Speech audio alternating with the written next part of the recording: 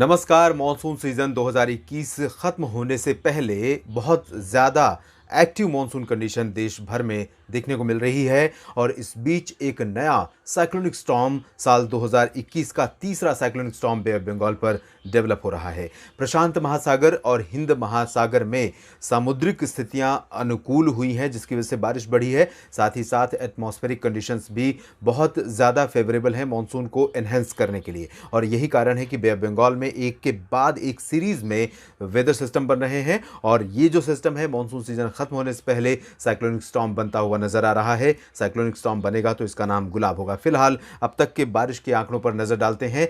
जो 10% से भी ऊपर मार्जिन हो गया था कम वर्षा का सामान्य वर्षा की तुलना में, वो अब मात्र 2% के स्तर पर रह गया है। और आने वाले 4-5 दिन जो बचे हुए हैं उस दौरान जिस तरह की बारिश होने की संभावना है, उससे ऐसा अनुमान है कि ये कवर अप कर जाएगा। 2% की कमी जो है वो कवर अप कर जाएगी। इस समय सामान्य से 2% कम बारिश पूरे भारत में रिकॉर्ड की गई है। 838.5 मिलीमीटर वर्षा दर्ज की गई है और लॉन्ग पीरियड एवरेज के मुताबिक ये 1 जून से लेकर 25 सितंबर तक बारिश होनी थी 859.9 मिलीमीटर। इसके अलावा अगर आप अलग अलग क्षेत्रों के हिसाब से देखें तो डेफिशिएंसी सिर्फ जम्मू कश्मीर और लद्दाख में उत्तर भारत में है। इसके अलावा पूर्वोत्तर भारत के तमाम इलाकों में डेफिशिएंसी ज़रूर है और लक्षद्वीप में डेफिशिएंसी है। अगर हम उन राज्यों की स्थिति देखें, हाँ, भारत में कुल 37 राज्य और केंद्र शासित प्रदेश हैं, जिसमें मात्र 5 राज्य ऐसे हैं जहां पर सामान्य से बहुत अधिक वर्षा दर्ज की गई है।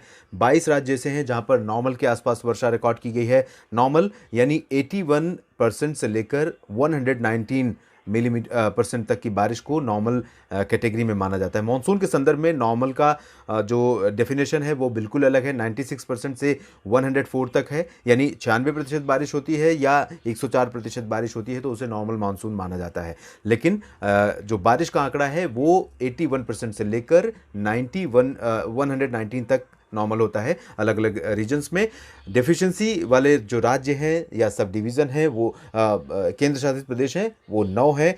लार्ज डेफिशिएंसी सिर्फ एक राज्य में है और ये है पूर्वोत्तर भारत का मणिपुर, जहां पर 66% कम वर्षा दर्ज की गई है और बाकी नो रेन वाली कंडीशन कहीं नहीं है। तो कुल मिलाकर मॉनसून ज़्यादा बारिश वाला रहा है, लेकिन अब जिस तरह की स्थितियां हैं उससे ऐसा लग रहा है कि मॉनसून देश के किसानों को परेशान कर रहा है। फिलहाल आइए डालते हैं नज़र समय की सैटेलाइट इमेजरी पर।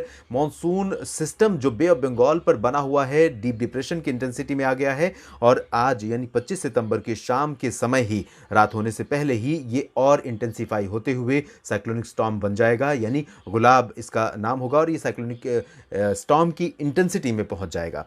इसकी दूरी इस समय लगभग 400 से 450 किलोमीटर है आंध्र प्रदेश के कलिंगापट्टनम और उड़ीसा के गोपालपुर से, और ये पश्चिमी दिशा में लगातार आगे बढ़ रहा है। पिछले 6-7 घंटों का जो ऑब्जर्वेशन है उसके अकॉर्डिंग लगभग 14-15 किलोमीटर प्रति घंटे की स्पीड से ये आगे बढ़ता हुआ नजर आ रहा है और ये स्पीड में वेरिएशन रहेगा। कभी स्पीड और ज़्यादा हो सकती है और कभी स्पीड कम हो सकती है। इस समय समुद्र की सतह का तापमान 28-29 डिग्री सेल्सियस है और चूंकि स्पीड ज़्यादा है इसलिए इसकी बहुत ज़्यादा इंटेंसिफिकेशन की आशंका नहीं है। लेकिन साइक्लोनिक स्टॉर्म बनकर जब ये लैंडफॉल करेगा तो तटीय उड़ीसा, तटीय आंध्र प्रदेश के भागों में बहुत ज़्यादा क्षति पहुंचा सकता है। इसके अलावा साइक्लोनिक सर्कुलेशन बना हुआ है उत्तरी मध्य प्रदेश और इससे सटे उत्तर प्रदेश पर, और ये अब धीरे धीरे उत्तर प्रदेश के मध्य भागों पर पहुंच गया है और राजस्थान तथा गुजरात के भागों पर बना सर्कुलेशन आगे निकल गया है। मानसून की अक्षीय रेखा राजस्थान से लेकर बंगाल की खाड़ी के उत्तरी और मध्य भागों तक बनी हुई है। इन मौसमी सिस्टमों के बीच बारिश की संभावनाओं की अब हम बात करते हैं। आने वाले 24 घंटों के दौरान देश के किन क्षेत्रों में सबसे ज्यादा वर्षा होने की संभावना है। शुरुआत करेंगे मध्य और दक्षिणी क्षेत्रों से ही, जहां पर इस साइक्लोनिक स्टॉर्म का लैंडफॉल कल होने की आशंका है। जो मॉडल का प्रोजेक्शन है इससे ज्यादा वर्षा होने के संकेत हैं। कल ही शाम को यह लैंडफॉल करेगा और लैंडफॉल से पहले आप जानते हैं समुद्री तूफान जब भी ज़मीनी भागों के करीब आते हैं उनके लैंडफॉल करने यानी तटों से टकराने के पहले ही बारिश की इंटेंसिटी बढ़ जाती है और साइक्लोन का इम्पैक्ट तमाम इलाकों में दिखाई देने लगता है। तो उम्मीद यह है, आशंका यह है कि ओडिशा के समूचे तटीय भागों में और उत्तरी तटवर्ती आंध्र प्रदेश के क्षेत्रों में कल बारिश काफ़ी ठीक ठाक शुरू हो जाएगी दोपहर से पहले ही, और दोपहर के बाद शाम तक बहुत तेज़ हवाएं चलने लगेंगी और बारिश भी तेज़ हो जाएगी। और जब ये लैंडफॉल करेगा उस दौरान 70 से 80 किलोमीटर प्रति घंटे की हवा की रफ्तार होगी और इसकी वजह से यहाँ पर डैमेज होने की आशंका भी गोपालपुर से लेकर ये जो विशाखापत्तनम का पूरा स्ट्रेच है इन भागों में रहेगी। इसके अलावा दक्षिणी ओडिशा के अन्य शहरों पर भी इसका इम्पैक्ट देखने को मिल सकता है और कई जगहों पर काफ़ी ज़्यादा वर्षा होने की संभावना यहाँ पर बन सकती है ओडिशा और आंध्र प्रदेश के तटवर्ती रीजन में। और साथ ही साथ ओडिशा के अन्य अन्य जो दक्षिणी इलाके हैं इन भागों में भी कल मध्यम से भारी वर्षा होने की संभावना है। छत्तीसगढ़ के दक्षिणी इलाकों में मूसलाधार वर्षा आज भी हो रही है और कल भी यहां पर ज़बरदस्त बारिश दर्ज की जा सकती है। साथ ही साथ तेलंगाना के तमाम इलाकों में खम्मम और हैदराबाद समेत रामागुंडम और अन्य जो उत्तर और पूर्वी शहर हैं इन भागों में कई स्थानों पर मूसलाधार वर्षा की गतिविधियां हमें देखने को मिलेंगी। कल ही नहीं बल्कि अगले 48 घंटों तक तेलंगाना में ज़बरदस्त मानसून का प्रदर्शन रहेगा और कई इलाकों में लोकल लेवल पर फ्लडिंग और डैमेजिंग विंड की आशंका रहेगी। नुकसान पहुंच सकता है इस पर और 24 घंटों के बाद ये और अंदरूनी इलाकों में यानी तेलंगाना के करीब ऊपर पहुंच चुका होगा। तब तेलंगाना को और ज़्यादा ये परेशान कर सकता है 27 सितंबर को। और इसके अलावा 26 सितंबर को अनुमान यह है कि विदर्भ में कई जगहों पर मध्यम से भारी वर्षा हो सकती है। मराठवाड़ा में कई जगहों पर मध्यम से तेज़ बारिश होने के आसार हैं। मध्य प्रदेश में पूर्वी तथा पश्चिमी भागों में कई जगहों पर लगातार बारिश का सिलसिला बना हुआ है और आने वाले 24 घंटों के दौरान मध्य प्रदेश के कई शहरों में भीषण वर्षा दर्ज की जा सकती है। पूर्वी इलाकों में light to moderate Jabalpur, Umaria, Katni, Dindori, Balaghat, Mandla, Hoshangabad, Chhindwara इन सभी भागों में, साथ ही साथ सागर, टीकमगढ़ और दतिया इन भागों में कई जगहों पर हल्की से मध्यम, कुछ स्थानों पर भारी वर्षा हो सकती है। बैतूल, खरगोन, धार और इंदौर, उज्जैन, देवास, रतलाम, मंदसौर, भोपाल, विदिशा, अशोकनगर, गुना, ग्वालियर ये जो रीजन है इन सभी क्षेत्रों में कई जगहों पर मध्यम से भारी मानसून वर्षा होने की संभावना है। और ये जो सिलसिला है यहाँ पर बारिश का आज भी जारी है। इस समय भी आज शाम के 4 बज रहे हैं और इस समय भी बारिश हो रही है लाइटनिंग स्ट्राइक के साथ, थंडरस्टॉर्म के साथ मध्य प्रदेश के वेस्टर्न पार्ट्स में और कल भी जारी रहेगी। और उसके बाद मॉनसून सिस्टम यानी साइक्लोनिक स्टॉर्म गुलाब और करीब आ चुका होगा। तब मध्य प्रदेश पर बारिश का सिलसिला और ज़्यादा जोर पकड़ सकता है और ज़्यादा बारिश की इंटेंसिटी यहाँ पर देखने को मिल सकती है। मराठवाड़ा में कई जगहों पर हल्की से मध्यम वर्षा कल देखने को मिलेगी। मध्य महाराष्ट्र के उत्तरी भागों में धुले, नंदुरबार, नासिक, जलगांव और औरंगाबाद समेत आसपास के इलाकों में पुणे तक वर्षा होने की संभावना रहेगी। इंटेंसिटी यहाँ पर भी कई जगहों पर मध्यम से भारी होने की आशंका है ये जो रीजन है। और उत्तरी तटवर्ती महाराष्ट्र का जो रीजन है इसमें मुंबई तक हल्की से मध्यम बारिश कई जगहों पर होगी, लेकिन कुछ इलाके ऐसे हो सकते हैं, कुछ पॉकेट्स ऐसे हो सकते हैं जहाँ पर भारी वर्षा हो सकती है। मुंबई में भी, ठाणे और कल्याण तथा पालघर में भी। लेकिन नीचे चलेंगे हम अलीबाग और रत्नागिरी, सिंधुदुर्ग इन सभी क्षेत्रों में, तो यहाँ पर इंटेंसिटी जो रहेगी वो अपेक्षाकृत लाइट टू मॉडरेट रहने की संभावना है। गुजरात के भागों की स्थिति देखिए, यहाँ पूर्वी क्षेत्रों में इंटेंसिटी बढ़ रही है। अगले 24 घंटों के दौरान ये कई इलाकों में मूसलाधार वर्षा होने की संभावना है। और जैसा कि मैंने बताया मध्य प्रदेश के पश्चिमी भागों में बारिश का सिलसिला नहीं थमेगा, उसी तरह से गुजरात में भी हालात रहेंगे। लेकिन अभी ज़्यादा जोर जो रहेगा वो साउथ और ईस्टर्न पार्ट्स पर रहेगा, कच्छ में, साथ ही साथ दादरा नगर हवेली, दमन दीव में भी बारिश का सिलसिला बरकरार रहेगा। और अगले 4-5 दिन व्यापक वर्षा वाले होंगे गुजरात के लिए भी। तो यहाँ अहमदाबाद, गांधीनगर, वडोदरा, जामनगर, राजकोट, सुरेंद्रनगर, सोमनाथ, वेरावल और आसपास के इलाकों में, साथ ही साथ सूरत, वलसाड़, नवसारी ये जो रीजन है इन तमाम जगहों पर मूसलाधार वर्षा की जो इंटेंसिटी है वो जारी रहेगी और अगले 4-5 दिनों तक इसी तरह की बारिश होगी। तो इन इलाकों में लोगों के लिए मुश्किलें पैदा हो सकती हैं, समस्याएं पैदा हो सकती हैं, किसानों और खेती को व्यापक नुकसान होने की भी आशंका है। तो सतर्क रहना होगा किसानों को, किस तरह से एहतियाती उपाय करने हैं। कच्छ में और नॉर्थ ईस्टर्न पार्ट्स में यहाँ पर बहुत ज़्यादा एक्टिविटी नहीं होगी। द्वारका और पोरबंदर तथा आसपास के इलाकों में भी बहुत भारी बारिश की आशंका फिलहाल नहीं है। यहाँ गोवा में देख लेते हैं हालात क्या रहेंगे। गोवा में कई जगहों पर हल्की से मध्यम बौछारें गिर सकती हैं। उत्तरी आंतरिक कर्नाटक और तटवर्ती कर्नाटक के भागों में लाइट टू मॉडरेट रेन होने की संभावना है। केरल में बारिश की इंटेंसिटी बढ़ रही है, जैसा कि मैंने कल बताया था आपको। लक्षद्वीप और केरल इन सभी क्षेत्रों में कई जगहों पर मूसलाधार वर्षा की संभावना अगले 24 घंटों के दौरान है।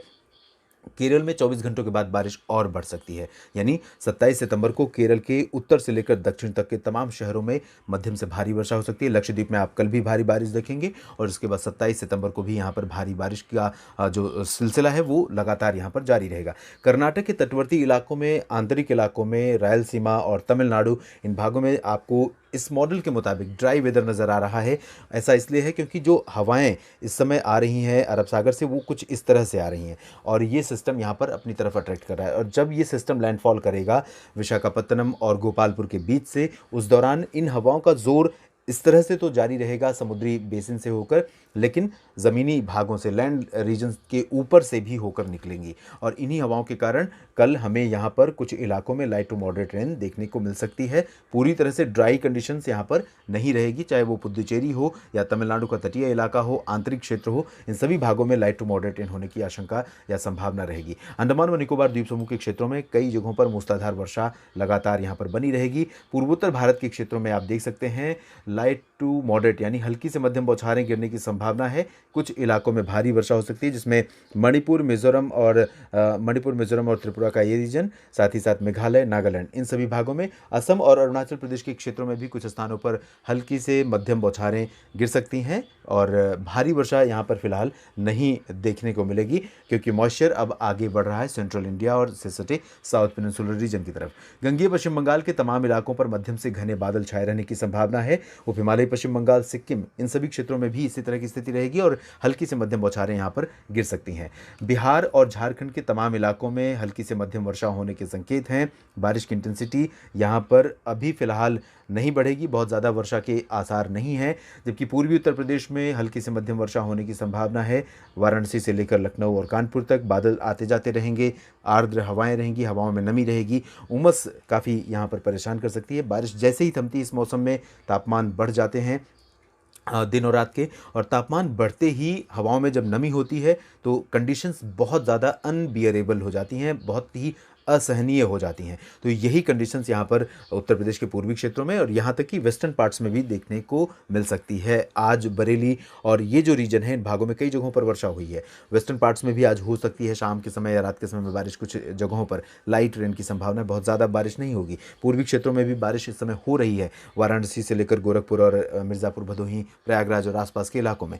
लेकिन बारिश जैसे ही बंद होगी कल, यहाँ पर ड्राई वेदर जैसे ही दिखेगा, मौसम काफ़ी असहनीय हो जाएगा। हालांकि हल्की से मध्यम बौछारें गिरने की संभावना पूरे राज्य में बनी रहेगी अगले 24 घंटों के दौरान। यहाँ उत्तराखंड में और पूर्वी राजस्थान के क्षेत्रों में कई जगहों पर मध्यम से तेज़ बारिश होने की संभावना है। वेस्टर्न राजस्थान, हरियाणा, पंजाब, दिल्ली और जम्मू कश्मीर तथा हिमाचल प्रदेश में हल्की बारिश से ज़्यादा के आसार फिलहाल नहीं हैं। 24 घंटों के बाद यहाँ पर हवाओं का जोर बढ़ सकता है और इन भागों में भी मॉइस्चर बढ़ने के कारण बादल छाने और कुछ जगहों पर हल्की से मध्यम बौछारें गिरने की संभावना है। साइक्लोनिक स्टॉर्म गुलाब का क्या इम्पैक्ट होगा उत्तर भारत के मैदानी इलाकों में, इसके बारे में अलग से एक बुलेटिन करूंगा जिसमें मैं आपको बताऊंगा। साथ ही साथ सेंट्रल इंडिया में मध्य प्रदेश, गुजरात, राजस्थान, महाराष्ट्र, इन 4 राज्यों पर किस तरह का इम्पैक्ट पड़ेगा, इस बारे में भी मैं अलग से बुलेटिन करूंगा और उसमें आपको बताऊंगा कि इन राज्यों पर किस तरह का इम्पैक्ट साइक्लोनिक स्टॉर्म गुलाब का रहने की संभावना या आशंका है। क्योंकि इस समय सबसे ज़्यादा चिंता अगर है किसी को तो किसानों को, क्योंकि हम आप सुरक्षित हो सकते हैं लेकिन फसलों को किस तरह से हम सुरक्षित करेंगे जो खेतों में खुले में पड़ी हुई हैं। तो चिंतित ना हो, लेकिन एहतियाती उपाय ज़रूर पहले से ही अपनाएं जो भी संभव हो सकता है। बाकी तो प्रकृति की घटनाएं हैं उन पर हमारा नियंत्रण नहीं है, उनको हम ना रोक सकते हैं ना टाल सकते हैं। बस एहतियात के जो उपाय हैं, कदम हैं, उनको हम उठा सकते हैं। इस बुलेटिन में भी इतना ही। आप बने रहिएगा मौसम तक चैनल के साथ। धन्यवाद।